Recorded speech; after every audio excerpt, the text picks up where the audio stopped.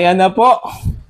Matapang pong nananawagan po mga kabida, no? Ito pong si Attorney Rowena Guanzon, ano po, sa mga kongresista, ano po, mga kabida, na dapat palitan na po ito hong liderato po ng House of Representatives, ano? Yung kanila pong Speaker of the House na si Martin Romualdez, mga kabida, ano po. Dahil malinaw daw yung mensahe po ng Malacanang, ano po, ano? Sa Kamara po, mga kabida, no?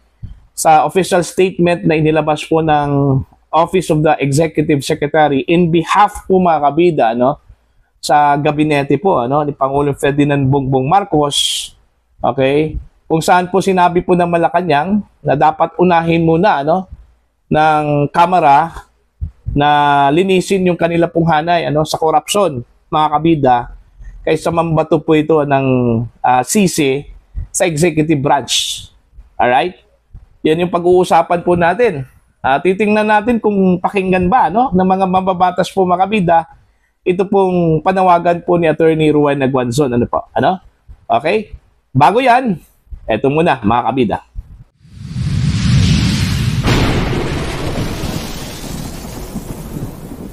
Isang magandang oras sa lahat at welcome po sa aking channel. Wala hong patumpik-tumpik pong nanawagan po ito hong si Attorney Rowena Guanzon, ano, sa mga mambabatas po, mga kabida. Inikayat po niya ito hong mga mambabatas, ano, sa lower house na palitan na po ito hong si Martin Romualdez bilang Speaker of the House.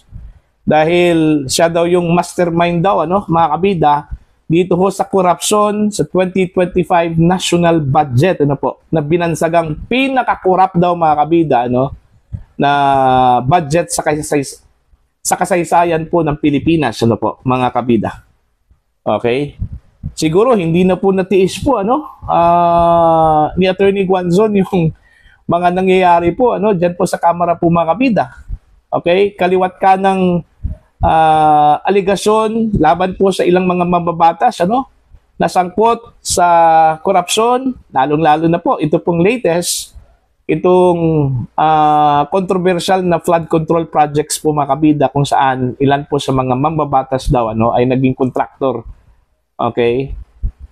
Nagkaroon po ng link doon po sa mga proyekto po ng gobyerno, ano po, mga kabida. Yung statement po ng Malacanang, ano, na inilabas po kahapon po, mga kabida, no, through Executive Secretary Lucas Bersamin, ano, in behalf po ito sa gabinete, ano. Kasi po, unang-una po, nagdesisyon daw itong ilang mga mambabatas po, ano, sa House na ibalik yung proposed budget po, mga kabida, no, sa Department of Budget and Management.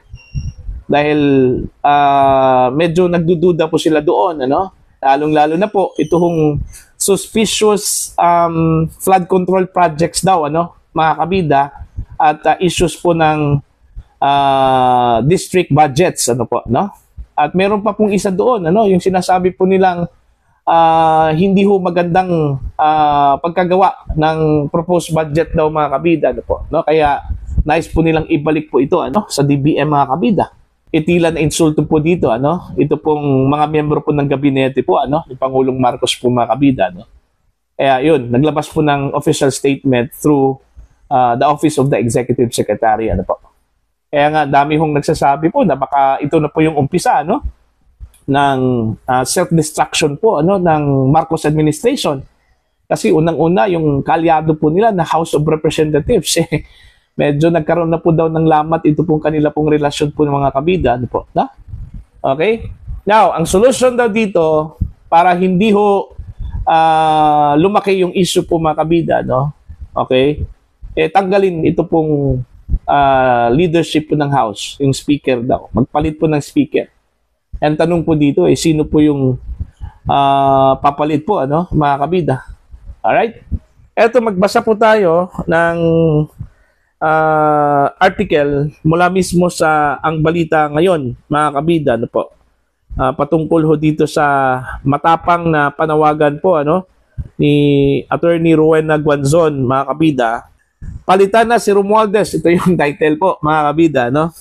Matapang na panawagan ni Attorney Rowena Guanzon laban sa liderato ng Kamara. matapos ilabas ang eksplosibong pahayag ng Malacanang na dapat munang linisin ng House of Representatives ang korupsyon sa kanilang sariling hanay. Ayon kay Guanzon, malinaw ang mensaheng ito. Panahon na para kumilos ang mga kongresista at baguhin ang liderato sa ilalim ni Speaker Martin Romualdez. Lalo na't inuugnay ito sa anyay pinaka-corrupt na budget sa kasaysayan, ang 2025 General Appropriations Act o GAA. Okay? Naglabas ng pahayag ang Malacanang na dapat linisin muna ng House of Representatives ang kanilang sariling hanay. Malinaw na mensahe ito sa mga kongresista na palitan na si Martin Romualdez bilang speaker. Ayan. Ito po yung sinabi ni Guanzon, mga kabida, magpadala tayo ng mensahe at email sa ating mga kongresista upang pakinggan ang panawagan ng taong bayan na wakasan ang korupsyon at papanagutin si Romualdez at ang kanyang mga kasamahan sa pinakakorap na budget sa kasaysayan, ang 2025 GAA. Palitan si Romualdez bilang speaker ngayon. Huwag nating hintayin na mangyari sa atin ang nangyari sa Indonesia. Attorney Rowena Guanzon. Yun yung pahayag po, mga kabida, ni Guanzon. So, inis na po. Galit na po ito si Attorney Guanzon dito sa mga nangyayari po sa House of Representatives po, mga kabida. Alam nyo, yung issue po ng corruption dyan, mga kabida, it boils down doon sa leadership. Actually, kasi kung effective yung leadership po ni Martin Romualdez, wala sanang ganitong singaw, na lumabas po, mga kabida, Okay? Yung corruption daw sa hanay po ng mga mambabatas po. Okay? So, siguro, it's a wake-up call. Okay? Para ho sa mga mambabatas po dyan, na mag-isip-isip po, mga kabida, ang tanong kasi dyan, sino yung papalit? Siguro meron pong mga disgruntled congressmen po dyan, mga kabida, na hindi ho nagsasalita. Kumbaga, umahanap lang po ng timing, Kaso lang po, wala po silang pwedeng i-endorso dyan, na mas malakas po kaysa kay Romualdez po, mga kabida, Si Toby Chanco, medyo, pa yan, kulang pa po, Si Albi Benitez, kulang pa rin, mga kabida. Yung may mga karanasan po, katulad ho ni Martin Romualdez po, mga kabida, na pwede hong respetuhin po ng lahat ng mga miyembro po ng House of Representatives. Yun lang yung inaantay ata, ng ilang mga mambabatas po, mga kabida. I'm sure marami po sila dyan, yung medyo hindi na po gusto yung pamamalakad po ni Speaker Martin Romualdez po, mga kabida. Siguro takot lang po yung iba, na lumantad, okay? Pero buti na lang po dun sa mga lumantad, kagaya po ni Toby Chanco, ito pong si Duke Frasco po, mga kabida, ng Cebu, yung iba na very brutal, at very revealing po, mga kabida na mga mambabatas, bilib po ako doon.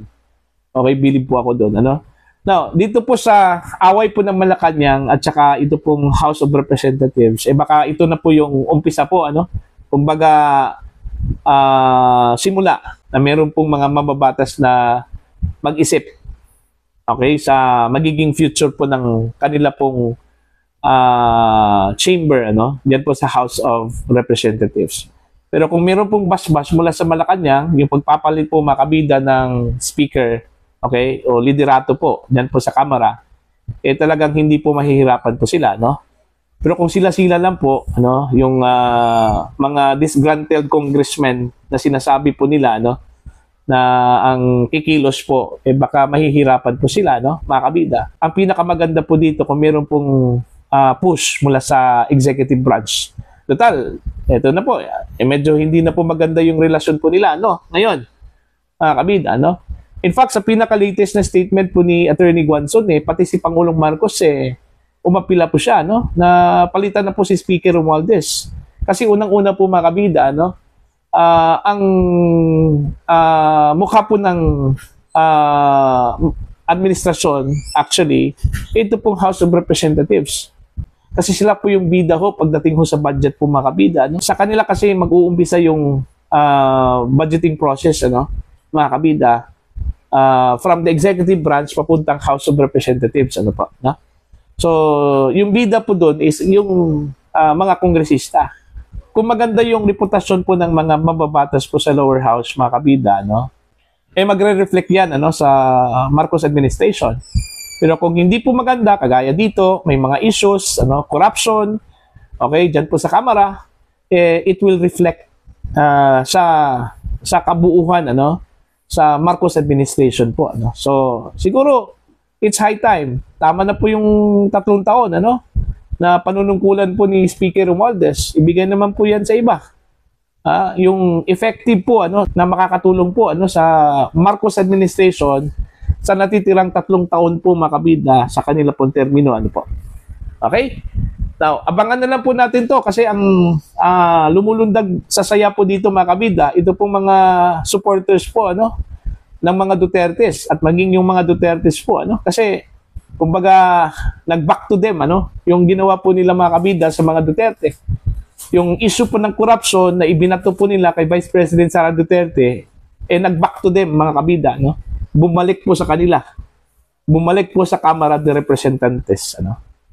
So, yun lang po. Para po sa inyo, ano po ang inyong pananaw at opinion ho dito, please comment down. Sa mga hindi pa po subscribers sa aking channel, please subscribe.